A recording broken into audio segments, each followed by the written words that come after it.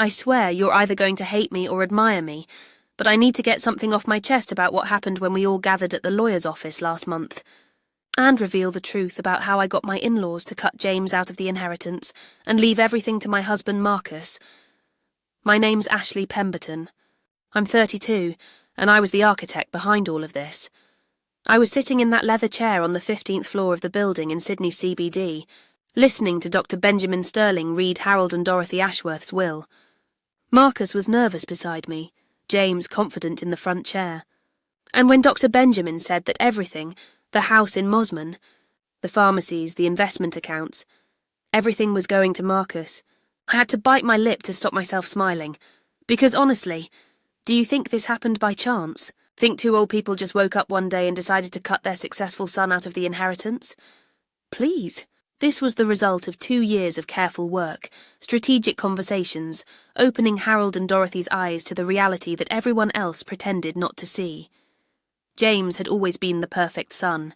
Successful accountant, apartment in Double Bay, BMW in the garage, model girlfriend.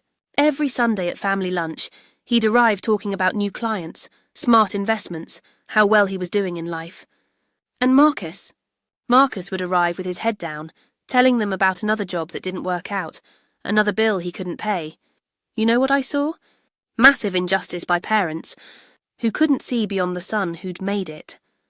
Harold and Dorothy treated James like he was some divine gift, and Marcus like he was a failed project that needed to be tolerated. Someone had to do something. And that someone was me. I started slowly, you know, making small comments during Sunday dinners. Innocent observations about how James never offered to pay for anything, even though he was doing so well financially.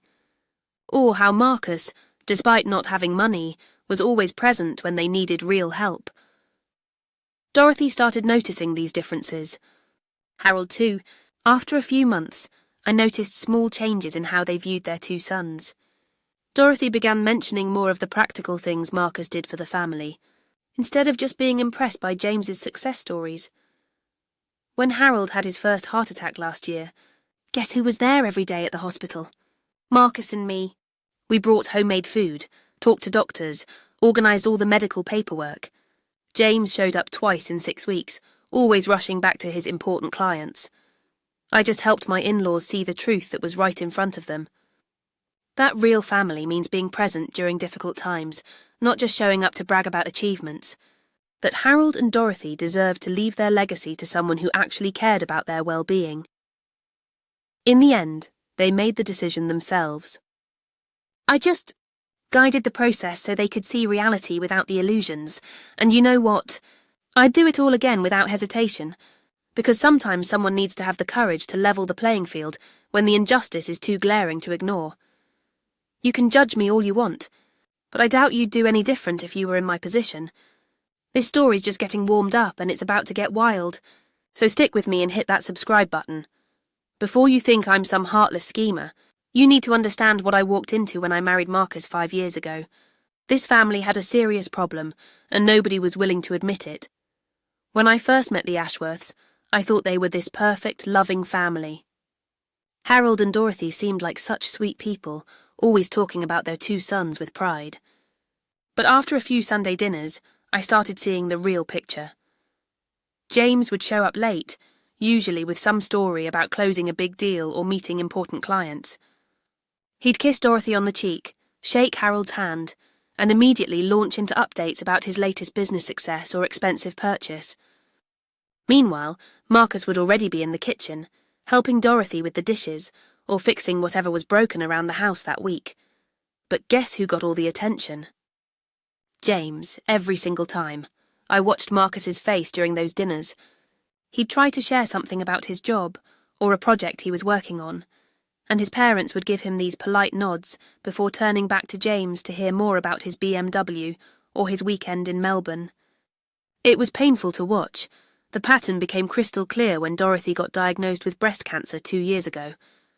Marcus immediately rearranged his entire schedule to be there for every appointment, every treatment session. He researched the best doctors, drove her back and forth to the hospital, even took unpaid leave to help with her recovery. James sent flowers twice and visited maybe 4 times in 6 months. But somehow, those flowers became legendary family stories. Dorothy would tell everyone about how thoughtful James was with his beautiful arrangements. The daily care Marcus provided? Barely mentioned. That's when I realised someone needed to start pointing out the obvious. Not in a mean way, just asking simple questions. Like when Harold mentioned those flowers for the 100th time, I'd casually say something like "that's nice," and mention how Marcus had driven Dorothy to chemo again that day. Or when James would go on about his successful week, I'd casually mention how Marcus had spent his Saturday fixing their back fence or updating their computer. I wasn't stirring up trouble. I was just making sure Marcus's efforts got noticed. Someone had to be his voice in that family, because he was too modest to speak up for himself. The breakthrough came during Harold's heart attack last year. While James was too busy with clients to visit more than twice, Marcus practically lived at that hospital. He coordinated with doctors, handled insurance paperwork, everything. That's when Harold and Dorothy finally started seeing what had been right in front of them all along. Their successful son talked a good game, but their loyal son actually showed up when it mattered. All I did was help them see the truth. Sometimes families need someone from the outside to point out what everyone's too polite to say. The first real breakthrough happened during Dorothy's birthday dinner 8 months ago. James arrived 20 minutes late with an expensive bouquet and launched into his usual performance about a major client meeting that had run over. Harold was going on about how dedicated James was to his work, how he was building such an impressive career. Meanwhile, Marcus had spent the entire day cooking Dorothy's favourite meal, decorating the dining room, and even printed a photo album of her favourite memories.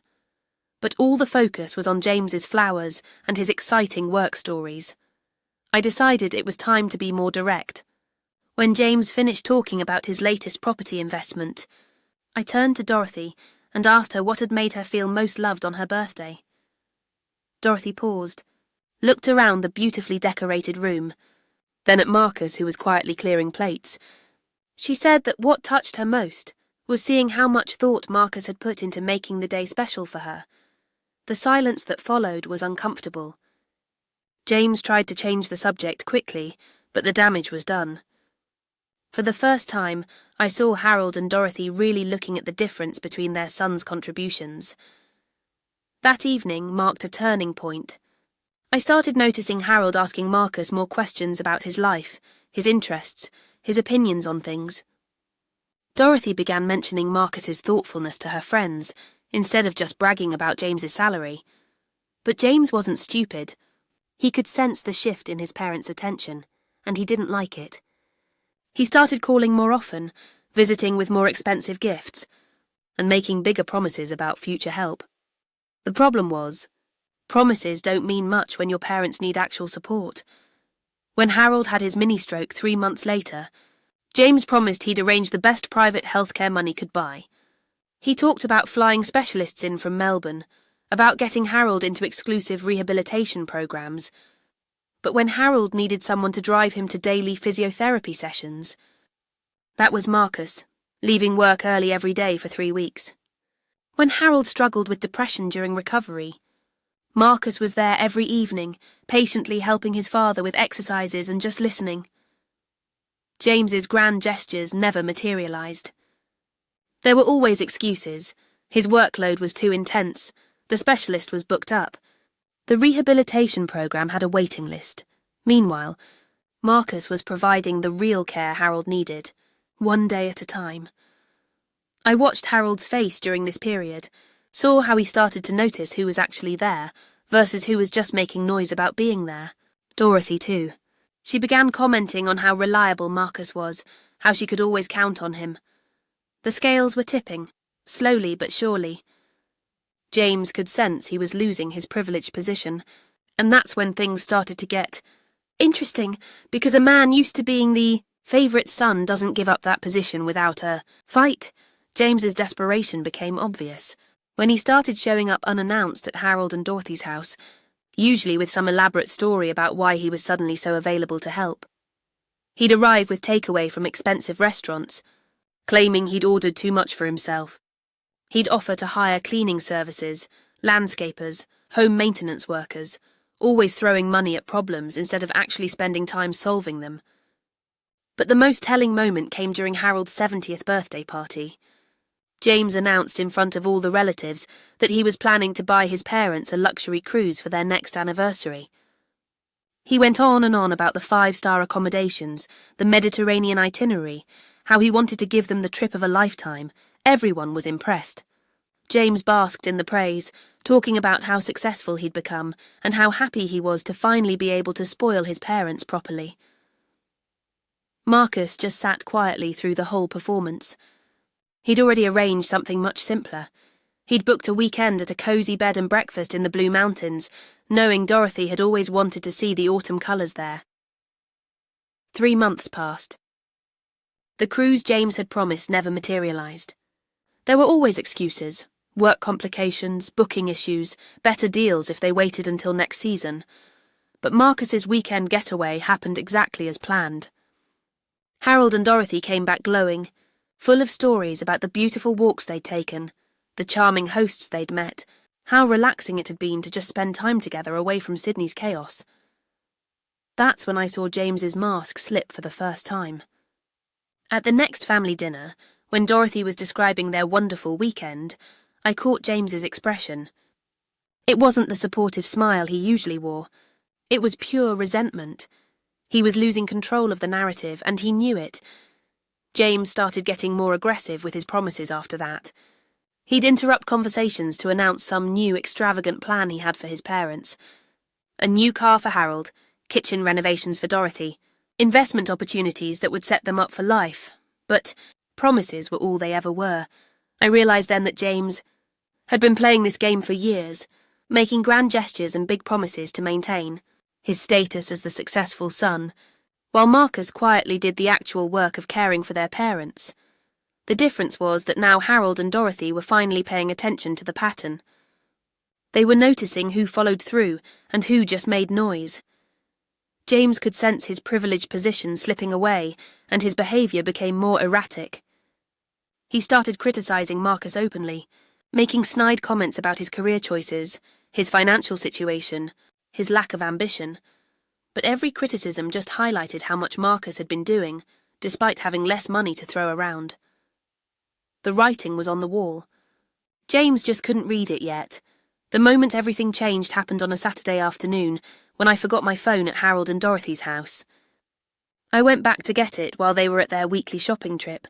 I expected the house to be empty, but I heard James's voice coming from Harold's study. He was on the phone, and his tone was completely different from the caring son act he usually performed. He was talking to someone about Harold's medical insurance claims, discussing how to maximise reimbursements for treatments that had never actually happened.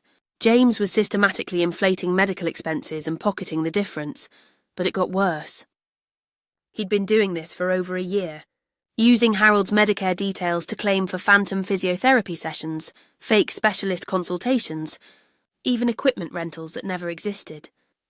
My blood ran cold when I realised what I was hearing.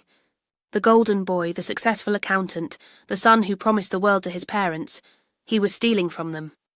Worse, he was using their medical conditions and age to commit fraud.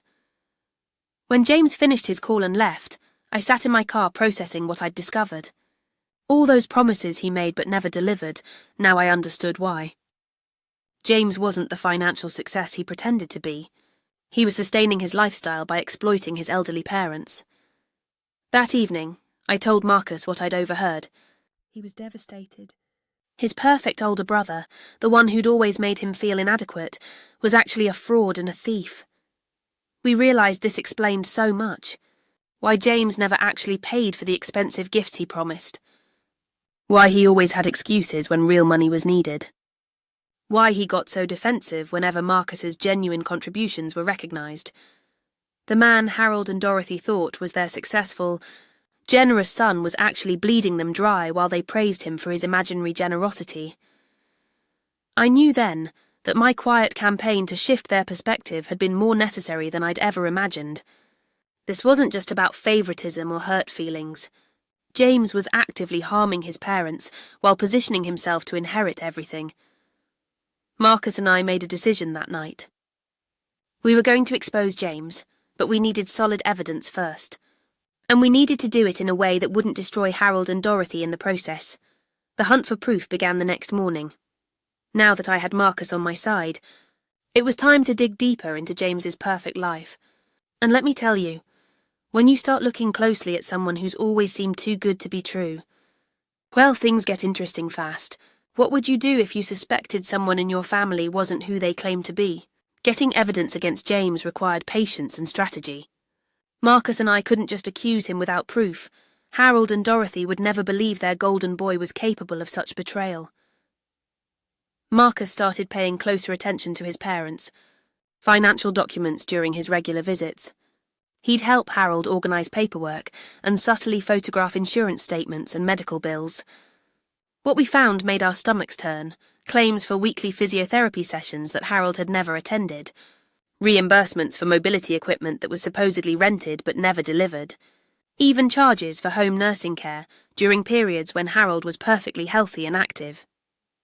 James had created an entire fictional medical narrative for his father, submitting claims and pocketing the insurance payouts, while Harold remained completely unaware. The most sickening discovery came when we found records showing James had been claiming Dorothy's cancer treatment expenses twice, once through her actual insurance, and again through Harold's policy, making it look like she'd received duplicate treatments. Dorothy's cancer journey had been traumatic, enough without knowing her own son was profiting from her suffering. Marcus was torn between rage and heartbreak. His brother wasn't just stealing money. He was exploiting their parents' health crises for personal gain while accepting praise for being such a caring son. We needed more than just financial documents, though. We needed to catch James in the act. Our opportunity came when Harold mentioned he was due for a routine cardiology follow-up. James immediately volunteered to handle the appointment scheduling, claiming he had connections at the best private clinics. Marcus suggested he could drive Harold to the appointment, but James insisted on arranging everything himself. This was our chance to see his system in action. We followed James to what was supposed to be Harold's appointment. Instead of going to any medical facility, James went to a coffee shop and spent an hour on his laptop. Meanwhile, Harold was at home, completely unaware that his cardiology appointment was fictional. Later that evening, James called to check on Harold's recovery from the consultation, asking how he was feeling after such an extensive examination. Harold was confused, mentioning he hadn't had any appointment that day. James smoothly covered, claiming the appointment had been rescheduled due to the doctor's emergency, but that he'd already filed the preliminary paperwork with insurance. We had him. James was creating fake medical appointments, filing false insurance claims, and manipulating his elderly father's confusion about his medical schedule. But we still needed to time our revelation perfectly. Harold and Dorothy's will was being updated soon, and James was pushing hard for the process to be completed quickly. Now we understood why. He wanted to secure his inheritance before his fraud was discovered. The race was on to expose him before he could lock in his claim to everything. Harold and Dorothy had worked their entire lives to build. The opportunity to catch James red-handed came when Dorothy mentioned she was worried about Harold's memory. She'd noticed him seeming confused about his medical appointments and was considering having him assessed for early dementia. James jumped on this concern immediately, offering to arrange comprehensive cognitive testing at a top private clinic. He assured Dorothy that his connections could fast-track Harold through the best specialists in Sydney. Marcus and I knew this was James setting up his biggest fraud yet. Cognitive assessments are expensive, involve multiple sessions, and generate substantial insurance claims. Perfect for James's scheme. We watched him schedule what he claimed was a full day of testing at a prestigious clinic in North Sydney. He gave Dorothy detailed information about the appointment, the time, the specialist's name, even parking instructions. On the day of Harold's supposed assessment, Marcus offered to drive his father to the appointment. James insisted it wasn't necessary, claiming the clinic provided special transport services for elderly patients, but Marcus pressed, saying he wanted to be there for support. James became visibly agitated, making excuses about the clinic's confidentiality policies and how family members weren't allowed during cognitive testing. That's when Dorothy stepped in. She announced that she was coming along regardless of any policies, because no one was going to prevent her from supporting her husband during such an important assessment. James was trapped. He couldn't refuse without raising suspicion, but he couldn't actually take them to an appointment that didn't exist. We watched him squirm as he tried to think of an exit strategy. Finally, he claimed he needed to call the clinic to arrange for Dorothy's presence, and disappeared into another room with his phone. He came back 10 minutes later with a story about the specialist having a family emergency. The appointment would need to be rescheduled, but he'd already submitted the initial assessment paperwork to insurance for processing. Harold was confused about cancelling an appointment he hadn't known was scheduled. Dorothy was frustrated about the wasted day she'd arranged off work, but Marcus and I had what we needed. James had just committed insurance fraud in front of witnesses, claiming to submit paperwork for medical services that were never intended to be provided. That evening, while James was congratulating himself on his clever recovery, we were documenting everything. Photos of his fake appointment confirmations, recordings of his explanations about the specialist, timestamps showing the exact moments he'd fabricated the entire scenario. We also had something else. During James's phone call to supposedly reschedule the appointment, Marcus had quietly followed him and overheard the truth. James hadn't been calling any clinic. He'd been on the phone with someone discussing how much money they could split from Harold's cognitive assessment claims, joking about how easy it was to manipulate elderly people and their insurance policies. Marcus had recorded the entire conversation. The golden boy wasn't just a fraud. He was part of a network exploiting elderly Australians through fake medical claims, and he was actively celebrating his ability to manipulate his own parents. We finally had enough evidence to destroy James completely. What we discovered next changed everything we thought. We knew about James's motivations.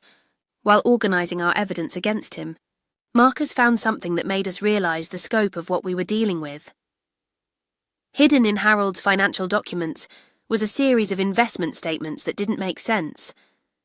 Large sums of money had been moved from Harold and Dorothy's retirement, savings into high-risk investments that had consistently lost money. The investment advisor's name was familiar. It was James's girlfriend, Victoria Sterling, Dr. Benjamin Sterling's daughter. The pieces started falling into place with horrifying clarity. James wasn't just stealing insurance money. He'd been systematically draining his parents' life savings through fake investment schemes run by his girlfriend, whose father happened to be the family lawyer handling Harold and Dorothy's will. This wasn't random fraud. It was a coordinated conspiracy to strip Harold and Dorothy of everything they owned, both during their lifetime and after their death. Victoria had been convincing Harold to invest in financial products that existed only on paper, while James diverted the money into accounts they controlled. Meanwhile, Dr. Sterling was positioned to ensure James inherited whatever was left when his parents died. The medical insurance fraud was just additional income while they waited for the bigger payday. Marcus was devastated when we realised how deep the betrayal went. His brother hadn't just stolen money, he'd recruited his girlfriend and her father to systematically destroy their parents' financial security, but there was another twist that nearly broke Marcus completely. Going through more of Harold's papers, we found evidence that James had been setting up Marcus to take the blame if the fraud was ever discovered. James had been forging Marcus's signature on some of the fraudulent insurance claims, creating a paper trail that would make it look like Marcus was the one exploiting their parents. If investigators ever looked into the fake medical expenses, all evidence would point to Marcus as the perpetrator. The brother Marcus had always looked up to, despite feeling inadequate compared to him, had been planning to frame him for elder abuse while positioning himself as the grieving son who'd tried to protect his parents from his criminal sibling. James hadn't just been stealing from Harold and Dorothy. He'd been preparing to destroy Marcus's reputation and freedom if his scheme was ever exposed. This revelation changed our entire strategy. We weren't just exposing a fraud anymore. We were preventing Marcus from being framed for crimes he'd never committed, while his brother inherited everything their parents had worked their entire lives to build. The golden boy wasn't just a thief. He was a sociopath who saw his entire family as disposable resources to be exploited and discarded when convenient. Now the gloves were off. This was war. We knew we had to move carefully. James had spent months positioning himself as the responsible son, while setting up Marcus to be framed for his crimes. One wrong move and everything could backfire. Our strategy was surgical precision. We needed to expose James without alerting him that we knew about the conspiracy involving Victoria and Dr. Sterling. If they realized we had evidence against all three of them, they might accelerate their plans or destroy evidence. Marcus suggested we start by approaching Harold and Dorothy directly with what we'd discovered, but I knew that would be a mistake. Parents don't want to believe their child is capable of such betrayal, and James had years of practice manipulating their perception. Instead, we decided to let James expose himself. I convinced Marcus to casually mention to James that Harold was worried about some discrepancies in his insurance statements.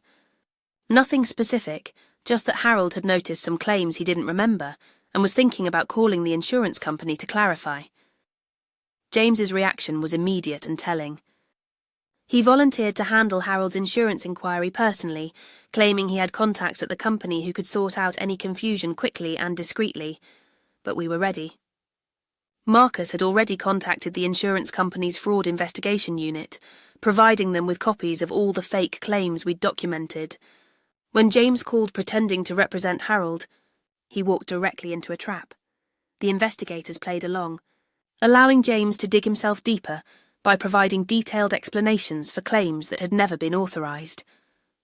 They recorded everything as James confidently described medical treatments that had never occurred and equipment rentals that had never been arranged. Meanwhile, we were building our case against Victoria Sterling. Marcus opened the investment account and arranged to meet with her, pretending to be interested in the same high-yield opportunities she'd sold to Harold. Victoria enthusiastically pitched the same fraudulent investment schemes she'd been using to drain Harold and Dorothy's savings. She even showed Marcus fabricated performance reports, claiming incredible returns that existed only in her imagination. We recorded everything. Victoria describing how she targeted elderly clients who trusted their adult children's financial advice. Her casual dismissal of the risks to retirees who couldn't afford to lose their nest eggs. Her confidence that clients would never understand the complex paperwork, enough to question what was happening to their money. The final piece fell into place when we discovered that Dr. Sterling had been charging Harold and Dorothy excessive fees for routine legal services while providing confidential financial information to James and Victoria. The respected family lawyer was billing for hours he'd never worked, legal services he'd never provided, and consultations that had never taken place. He was part of the scheme from the beginning. 3 people Harold and Dorothy trusted completely: their successful son, his girlfriend, and their longtime family lawyer, had been working together to systematically rob them blind. But their greed would be their downfall. The evidence we'd gathered was overwhelming, and they had no idea they'd been exposed. The confrontation happened exactly as we'd planned. Marcus and I arranged to meet Harold and Dorothy at Dr. Sterling's office under the pretense of discussing their updated will. But instead of finalizing James's inheritance, we presented them with evidence of the conspiracy. Watching Harold and Dorothy process what we'd discovered was heartbreaking. The confusion, the denial, then slowly the horrified recognition that their beloved son had been exploiting them for over a year. Dr. Sterling tried to bluff his way out when we confronted him with evidence of his involvement, but the insurance fraud investigators were already building cases against all 3 conspirators. James's reaction when everything unravelled was perhaps the most revealing moment of all. Instead of remorse or shame, he was furious that his carefully constructed scheme had been exposed. He actually blamed Marcus for ruining what he called a perfect business opportunity. Even caught red-handed, James couldn't understand why anyone would object to him stealing from elderly parents who were just going to die anyway, and leave him the money eventually. The new will was indeed finalised that day, but not the way James had expected. Harold and Dorothy left everything to Marcus, with specific provisions excluding James from any inheritance due to his breach of family trust and criminal conduct.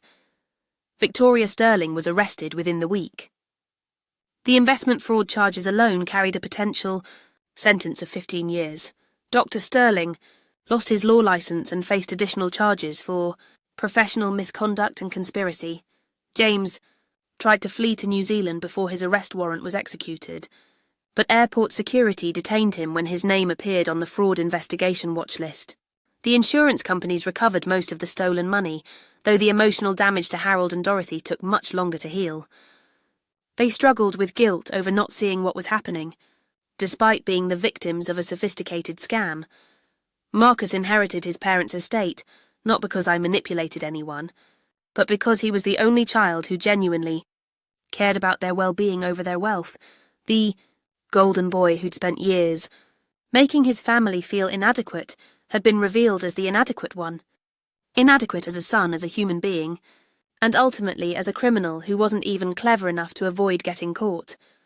Look, if you're still listening to this, you probably understand that sometimes the people who appear most successful are actually the most damaged inside. Subscribe to hear more confessions from people who discovered the truth behind perfect facades. Hit that notification bell because these stories about family secrets and hidden crimes don't stay buried forever. And honestly, I'm curious what you think. When someone systematically destroys their family while pretending to love them, does exposing their crimes make you a hero or a villain? Cast the first stone if you dare. Harold and Dorothy learned that the son they'd always worried about was actually the one protecting them, while the son they'd always bragged about was actually destroying them. And the question that still keeps me awake some nights, maybe that was the lesson they needed to learn all along.